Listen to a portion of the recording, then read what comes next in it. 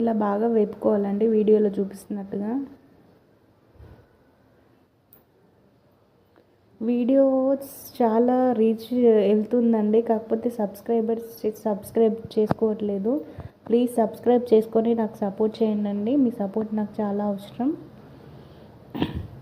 ఇలా బాగా వేగిన తర్వాత రుచికి సరిపడా ఉప్పు వేసుకోవాలండి. ఇలా ఉప్పు వేసుకొని బాగా వేపుకోవాలి.